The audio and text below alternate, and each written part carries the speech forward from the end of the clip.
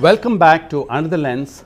John Elliott, leading columnist for Financial Times and Fortune, and the writer of the popular blog Writing the Elephant, is still with us. We are discussing, as you saw, the slowdown in FDI, and we talked about various events. Now, in this segment, we'll be discussing some specific sectors and whether any policy issues that have great relevance to the entire FDI scene is holding up FDI and the stock market also in particular. Remember that as always you have your section where you raise your questions, which I'll deal with along with John. All that you need to do is to email your questions to underthelens@utvmoney.com. Now, we talked about all this people coming to Obama and 300 people coming, and they were not too worried about Vodafone, etc. Now let's look at retail. India, people are saying, okay, you guys opened up FDI, you are saying defense or those security related issues. But what's the problem with FDI in retail? There's nothing to do with defense, there's nothing at all involved. Why are you holding back Walmart and others who can bring you big money? Oh, because of the vested interests here that don't want it to happen. I mean, there's no other reason. I mean, I think there's another reason, but the policy position... Vested interest, you mean big guys who are already there? Reliance is there. Yes. Reliance, Biani is there. Why would they want Walmart? Yes. They don't want the competition. Yes, I mean, Reliance, without getting too complicated, as you know, the policy is that multi-brand retail, that means supermarkets, basically. Supermarkets, cannot come in above 26%. Whereas if you're selling a single brand, then you can come in. Yeah, your Lacoste can come in, right. Walmart can't. And in fact, but Reliance can come with a supermarket, but Walmart can't. Reliance can't bring, yes.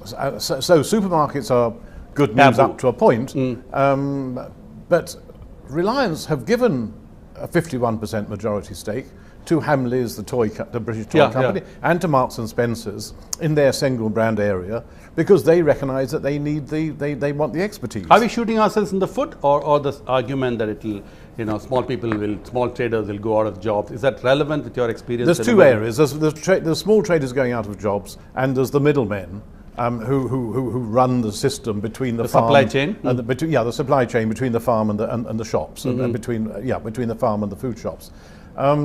And it was their protests which hit Reliance as well as other people, and they're part of the lobby along with the big companies. But the present policy does allow Walmart to come in at 26% with Bharti to do the back end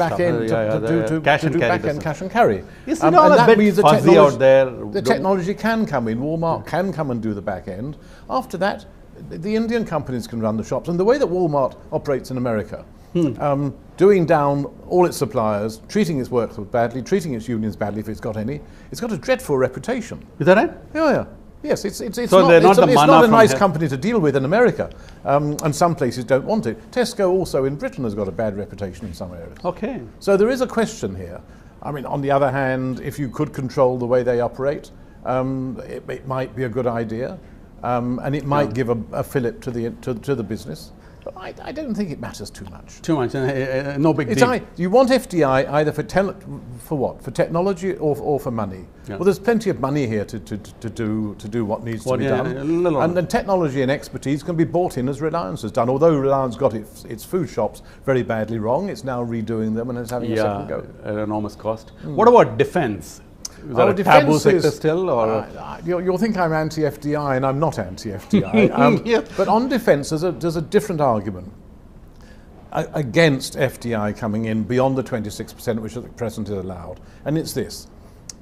The Indian private sector, the companies like Tata Power, Tata Advanced Systems, Mahindra, Mahindra, and others who've been waiting for years to get into the defence industry, because they've got the expertise, there's no doubt about that, are only just being allowed by the government to go in, and it's very slow, and they're only just getting their little toehold. It seems to me to be ludicrous at that point to open this country up to foreign companies which will come in and swamp them. Let them start, let them prove their expertise, let them bring the foreign companies in as 26% partners. I mean, unlike insurance, where the Indian insurance companies have been there for donkey's years, LIC, GIC, even the private sector is coming into defense just now. It's coming in just now. Just now, I mean, literally a toehold, I would Yes, say that. yeah. Maybe 2% of the market And you've share. got really competent companies. You see, when insurance started, Yeah. lots of family businesses and other people waded into insurance just to Yeah. make some money. Yeah. Here you've got, in defence, you've actually got expert companies who also want to make money, but they've got the expertise, they've got the wherewithal to turn India into a significant defence manufacturing country. Okay. I see no So maybe reason. 5 years or something, Oh, you know, like we had for foreign investors. It could mutual be fund. 5, 10 years. 5, 10 years. But they allow will this. come in as partners, and some people say go to 49%. There's been a big debate, and it's still going on as to whether it should be 26 or 49% that the FDI is allowed. And the Indian domestic industry is divided on this. Some say let it go to 49%, we'll get more technology. Okay. But if you let a foreign company come in at 49%, they're going to change the culture. Their mere presence in the boardroom will change the culture Finding of the that business. in insurance companies, yeah, And That'll help. the small the Indian company could well get swamped. And as you know, with 49%, you can control a company depending on who you have on the board and all the other jobs. Yeah, so I think it's fine as it is. If it goes to 49%, no great harm. Okay. But certainly, Indian industry should be given a chance to develop itself. Okay. We'll take a small break, gentlemen, and remember that as always, you will have your section next where you raise the questions, which I will deal with. All that you need to do is you email your questions to underthelens@utvmoney.com. We'll take a very short break. John's still with us, and we'll be fielding your questions, and probably a little comment from him about insurance, where he had something interesting to say.